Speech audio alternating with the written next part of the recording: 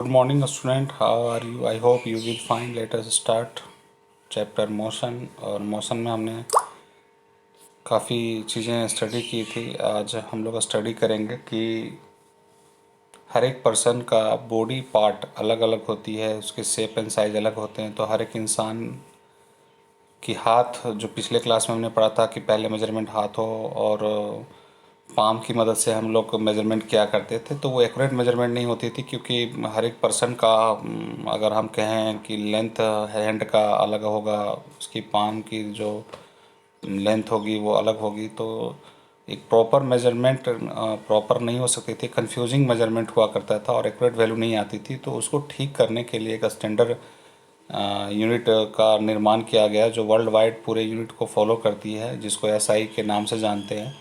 और उसका full form होता है हमारा इंटरनेशनल सिस्टम यूनिट, जिसमें पूरी इंटरनेशनल सिस्टम को एक डिफाइंड यूनिट दिया गया। उसी यूनिट के आधार पर पूरे वर्ल्ड वाइड में एक समान यूनिट की मेजरमेंट की जाती है।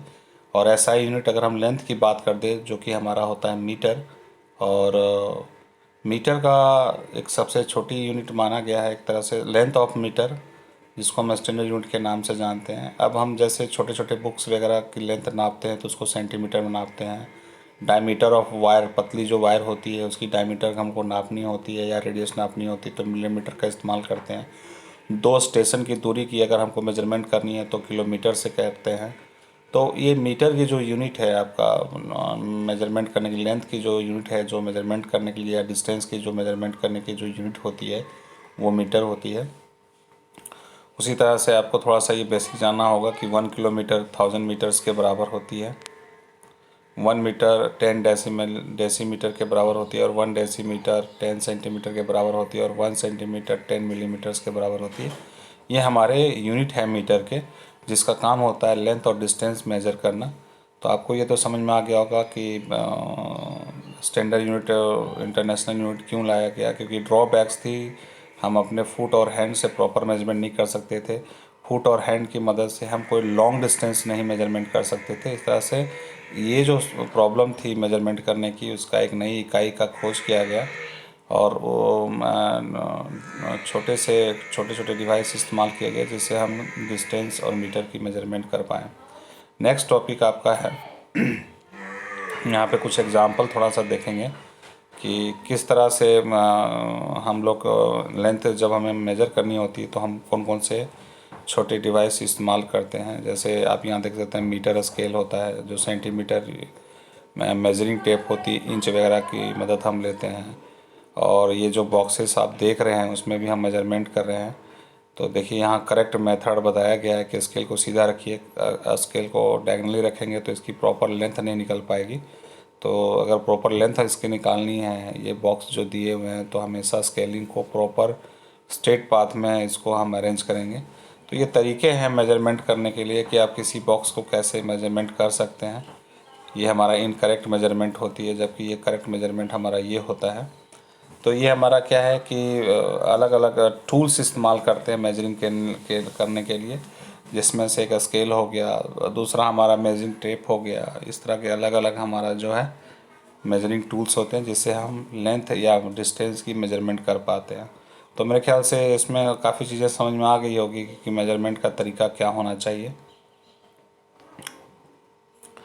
अब थोड़ा सा और समझेंगे कि मीटर रूल, मीटर रोड और मेजरिंग टेप, ये सब क्या है हमारे। एक तरह से कह लें कि मेजरिंग टूल्स है जिसका हम इस्तेमाल करते हैं। तो मेजरिंग टूल कौन कौन से हो गए हमारे, मीटर रूलर, मीटर रोड और मेजरिंग टेप। ये 3 अलग अलग टाइप हैं जिससे हम मेजरमेंट कर पाते हैं लेंथ की। आप लोगों को समझ में आ गया होगा कि मेजरमेंट कैसे करना होता है। नेक्स्ट टॉपिक आप लोग का है, आप यहाँ पे एक्टिविटीज़ कर सकते हैं कि किसी की मेजरमेंट कर रहे हैं तो उसका नाम यहाँ पे लिखेंगे, इस बॉक्स में नाम लिखेंगे। उसके बाद सेंटीमीटर में है कि मिलीमीटर में है कि इंचेज में है, उसके अकॉर्डिंग उसका मेथड यहाँ पे लिखेंगे। मेजरमेंट करके अलग अलग डिवाइस का नाम और उसका मेजरमेंट लेंथ, ये आप घर पे प्रैक्टिकल कर सकते हैं। नेक्स्ट टॉपिक आपका है ऑब्जर्वेशन के बारे में कुछ दे रखा है, ये प्रैक्टिकल है, ये प्रैक्टिकल में आपको करवाया जाएगा। नेक्स्ट टॉपिक है आपका मोशन। मोशन क्या होती है, तो मैं बता दूं कि अगर आप घर पे बैठे हुए हो और आपका पोजीशन को का कोई मूवमेंट नहीं हो रहा है, आप एक प्लेस से दूसरे प्लेस पे मूव नहीं कर रहे हो, आपका एग्जैक्ट पोजीशन एक ही पार्टिकुलर पॉइंट पे है, तो आप मोशन में नहीं है, वहाँ पे आप रेस्ट में हैं। सपोज कीजिए आप घर से बाहर अपने स्कूल की तरफ जाते हैं, स्कूल जाते हैं, तो आप क्या है, मोशन में है, क्योंकि आपने एक डिस्टेंस ट्रेवल किया है। तो वॉकिंग हो गया, एनिमल, व्हीकल, ये सब जितने भी एनिमल्स हैं जो वॉकिंग करते हैं, या बर्ड्स मूव करती है, फ्लाई करती है, एरोप्लेन फ्लाई करती है, तो ये क्या होती है कि अपना वन लोकेशन से दूसरे लोकेशन में जाती है, जिसको कि हम मोशन कहते हैं। अब आप देखिए, अर्थ जो है मूव करती है, एक्सिस, अपने एक्सिस पे घूमती है और सन के चारों तरफ रिवोल्यूशन करती है। तो यहाँ पे भी है ना, डिस्टेंस जो अर्थ का है वो स्पेस के अकॉर्डिंग उसकी पोजीशन शिफ्ट हो रही है, चेंज हो रही है, जिसको हम मोशन के टाइप कहते हैं। मोशन है हमारा, एक टाइप का मोशन है। उसके बाद हमारा आता है टाइप ऑफ मोशन, कौन कौन से मोशन होते हैं। तो different type of motion around you can be categorize as follow. पहला हमारा जो मोशन है वो लीनियर और रेक्टेंगुलर मोशन होता है। इसमें ऑब्जेक्ट क्या करती है, move in one position to another position along a straight line, हमेशा स्ट्रेट लाइन में मूव करती है। एग्जांपल में देखिए, ऑटोमाइल हो गया, और moving in a straight road, battalion moving in a पैराडा,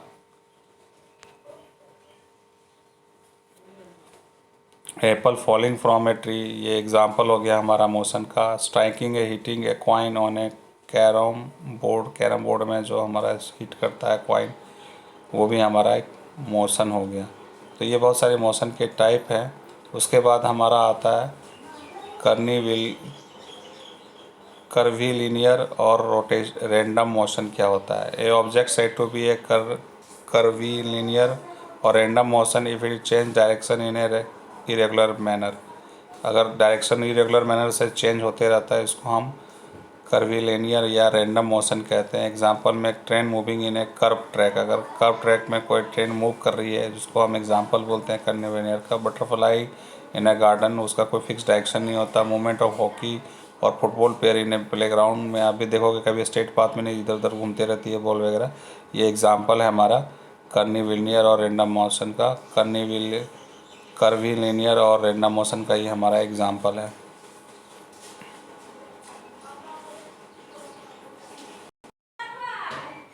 अब हम बात करेंगे सर्कुलर मोशन में। आपने फैन देखा है, आपने बचपन में ये लट्टू भी देखा होगा घूमते हुए, फैन भी देखा होगा। ये सारे के सारे एक सर्कुलर पाथ में मूव करते हैं, जिसको हम सर्कुलर मोशन कहते हैं। तो an object is said to be circular motion when it move on its on axis, अपने एक्सिस। यहाँ पे देखिए पंखा इससे जुड़ा हुआ है, इसका अपना एक्सिस हो गया। लट्टू का भी एक अपना ही एक्सिस हो गया, जिसमें वो मूव कर रहा है अराउंड ए फिक्स सेंटर। एक सेंटर फिक्स होती है और उसके चारों तरफ बॉडी मूव करती रहती है, उसको हम सर्कुलर मोशन कहते हैं। Moving of fan and wind mile, fan का घूमना और विंड माइल का घूमना हमारा सर्कुलर मोशन का एग्जांपल है। मूवमेंट ऑफ अर्थ, जो अपने एक्सिस पे घूमते रहती है, सन के चारों तरफ परिक्रमा करती रहती है, वो भी हमारा क्या है कि सन हमारा क्या है, सेंटर है, और उसके चारों तरफ अर्थ घूम रही है, ये भी हमारा क्या है, सर्कुलर मोशन के अंदर आती है। मूवमेंट ऑफ स्पिनिंग टॉप, ये देख रहे हो लट्टू देख रहे हो घूमते हुए, ये भी हमारा क्या है, एग्जाम्पल है सर्कुलर मोशन का। स्विमिंग लाइक ए मेरी गोल्ड राउंड, आप मेरी गोल्ड जो झूला झूलते हो, तारा जिसको कहते हो, जिसमें इस तरह से होता है और यहाँ पे पर्सन्स लोग बैठते हैं, और ये सर्कुलर पाथ में ये मूव करती है, जिसको हम लोग कहते हैं मेरी गोल्ड। और नीचे में भी कभी कभी इस तरह से हैंगिंग होती है, एक घोड़े होते हैं इस तरह से, या फिर एक एरोप्लेन छोटा सा बना दिया जाता है, और ये सर्कुलर पाथ में नीचे की तरफ मूव करती है, जिसको हम मैरीगोल्ड के नाम से जानते हैं। ये भी हमारा सर्कुलर मोशन कहलाती है। तो ये सारे हमारे सर्कुलर मोशन है। नेक्स्ट टॉपिक में हम लोग पढ़ेंगे ऑसिलेटरी और वाइब्रेटरी मोशन के बारे में। Thank you.